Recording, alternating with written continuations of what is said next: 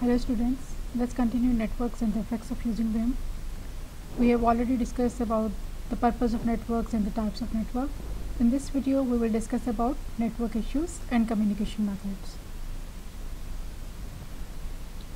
Security issues regarding data transfer. Network security is about the policies used by the network administrator who is managing the network to prevent the issues. What can be the issues? Hacking can be the issue, illegal access, virus can be the issue, spyware or keylogging can be the issue, unintentional human error due to lack of training, lightning or other natural occurrences can be the issue, software failures can be the issue, and faulty equipment can be the issue in the network. What can be the threat to the data? Data can be deleted, edited or corrupted, or data can be sold or passed on to other people also. What are the threats to the network? This could stop production and cost an organization a lot of money. How you can prevent from these issues? First of all, install antivirus software and update it regularly. That is most important thing. Install anti-spyware software, anti-spyware that is monitoring the keylogging, so you can install anti-spyware. Do not download any files from untrusted sources. Do not install illegal or the pirated softwares. Do not click on the link from the unknown websites. If you know that it is trusted website, then you can click on the links. Do not connect storage devices from unknown sources. Do not open email attachments from the unknown senders. There can be the viruses or there can be the fake emails over there. So what do you think? Should the internet be politicized? So there are different ways or different requirements. So based on requirement we can say yes or no. So what can be the benefits or drawbacks for this? It prevents gaining access to undesirable website. Undesirable website must be blocked over here. Prevents illegal material to be openly posted. There should be law for that. Prevents misusing of internet. Okay, but on the other hand it is difficult to police the internet because it needs a lot of staff. Difficult to enforce the rules in different countries because every country has the different rules, so it is difficult to enforce the same rule for all the countries. Maybe posting something is illegal in one country but that is not illegal in the other country, so it is difficult to enforce rules in different countries. It could go against freedom of speech also. Okay, what can be the authentication techniques while you are in the network? What can be the authentication techniques that can be used? First of all, passwords that identify that this is you, this is the right person who is using this software or who is using this network or using this device. So passwords are the common way used to ensure authenticity. What can be the drawbacks for this? It can be seen by the others, it can be guessed easily, spyware can be used to log the key press, it can also be hacked. So avoiding password interception, you must use strong passwords, regularly change password, avoid using same passwords for different devices or for different networks or for different IDs. Install anti-spyware software on your devices. Okay, what are the difference between strong password and the weak password? In strong password you use at least 8 characters, include letters, numbers and special characters, use of uppercase and the lowercase, all this. For example, this is just example of a strong password, using of capital letters, small letters, special cases, numbers, letters. So it is the example of strong password. On the other hand, what is weak password? Short length, for example 4 to 6 characters, include letters or numbers only, date of birth, house number, you are using this type of things in your password, so this is your weak password. Example, just write 1 2 3 4 5 or your name or your date of birth. So this can be your weak password. Second way of authenticity is biometric. It is a method of identifying or authenticating the identity of a human based on physiological or behavioral characteristics. Common examples are fingerprint scanning, retina scanning, facial recognition and voice analysis. What are the advantages of biometric technique? It is very fast, it is easy to use, it is accurate, reliable and less expensive. Third way for authenticity is magnetic stripe cards. Swipe cards are used to gain access to the system by swiping the card into the reader. The magnetic strip, sometimes called a swipe card, this is the picture of a swipe card. So what can be the advantages of using this type of technology, this type of authenticity? It is reliable because it is already thoroughly tested. It is versatile, you can alter your data or modify your data over here.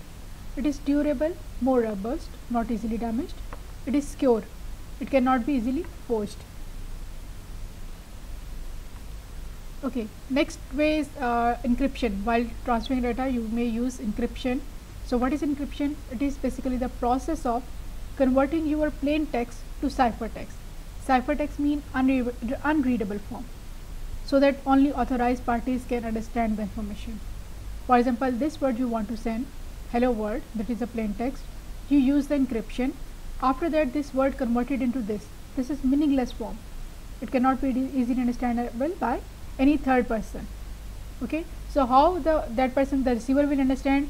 First of all, sender uses a key to encrypt the data. With the data, it will use a key to encrypt the data. Converted text means ciphertext is sent to the receiver. Receiver uses the same key to decrypt the data. After decryption, it will get the same word which is sent by the sender. Okay, so data cannot be stolen here, but still can be deleted. Means the third person can delete that, but it cannot be stolen, that what is written in this data. Okay, next topic is Principles of Data Protection Act. Data Protection Act means protect rights of the individuals who the data is obtained from. So data must be fairly and lawfully processed. Data can only be processed for the stated purpose. Data must be adequate, relevant and not excessive. If you are giving any data to any third party or any other website or any other company, so it must be for that stated purpose only. Data must not be kept longer than necessary. For example, if you have a contract for 1 month or 1 year or 2 years, so it should not be kept longer than that. Data must be kept secure. Data must not be transferred to another country unless they have the adequate protection.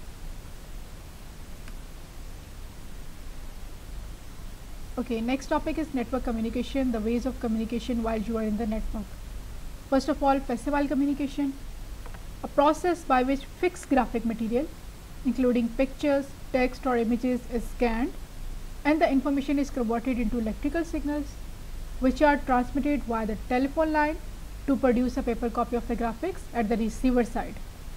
So what is the whole process? You are scanning the document, that is converted into electrical signals. Electrical signals are transmitted via telephone lines, and on the other hand, it is printed over there by using the fax machine.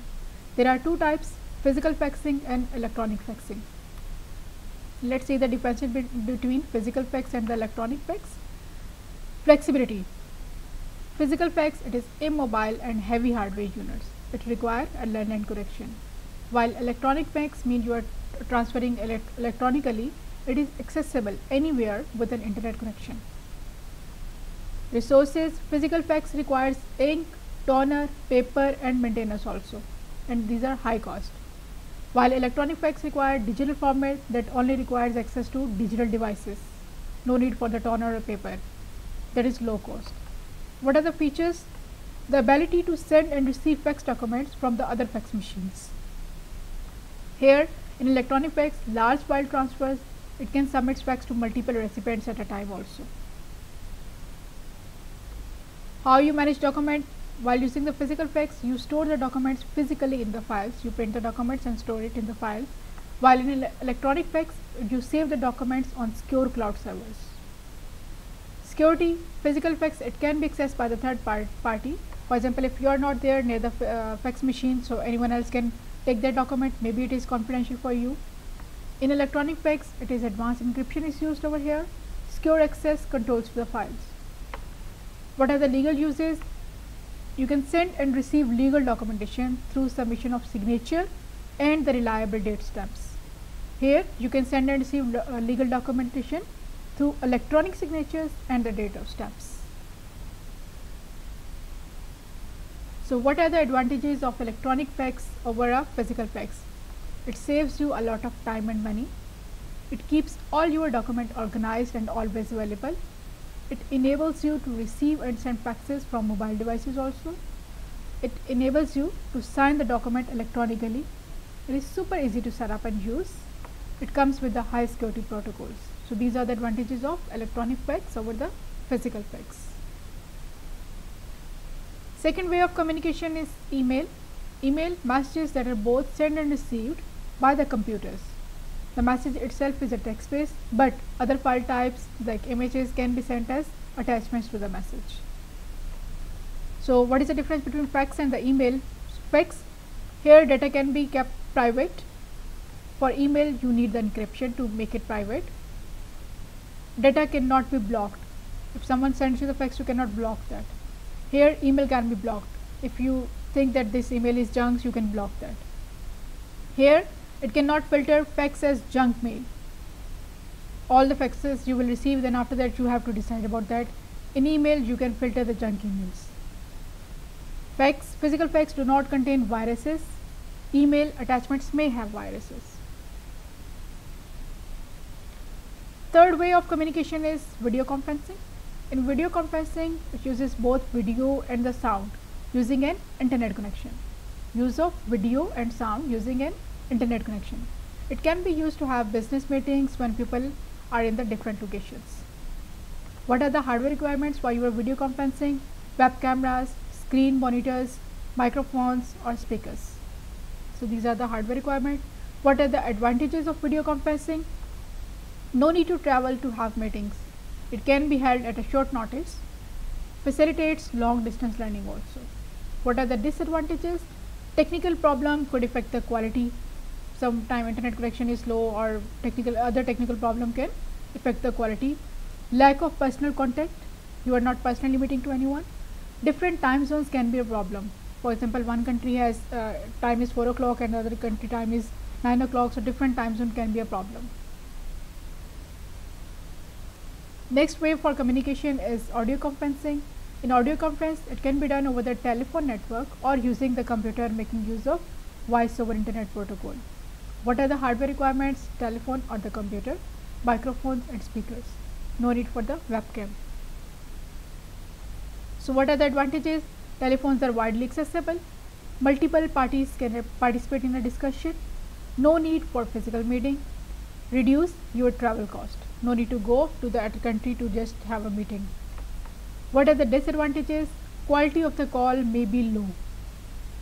Okay, and the lack of personal contact. You are not meeting anyone personally. Inconvenient for the parties with different time zone. Same as video conferencing. Next way is web conferencing. Next way for communication is web conferencing. Live meeting over the internet for training, collaboration or marketing purpose. Okay, it is interactive. Interactive because you can use multimedia tools such as presentations, videos or file share during the meeting, during the conference. What are the hardware requirements? Web camera, monitor, keyboard, microphones and speakers are the hardware requirements in web conferencing. Here you can select the features in the web conferences. You can decide which feature you want to use. For example, if you want to switch on your camera, switch off your camera, it's up to you. Room notes features are available. Mute facility if you do not want other participants to talk. Opt-in for leave meeting option. You can send instant messaging. Lock to ensure meeting is kept private. Raise your hand to indicate that you want to say something. So you can, organizer can unmute you. Okay, how to set up a conference? If you want to set up an audio conference and if you want to set up a video conference, so what are the steps to set up that? First of all, for that contact audio conference providers. Here you have to contact the web conference provider. Phone number and PIN is provided for the organizer and the participants. For the organizer and the participant, phone number and the PIN is provided.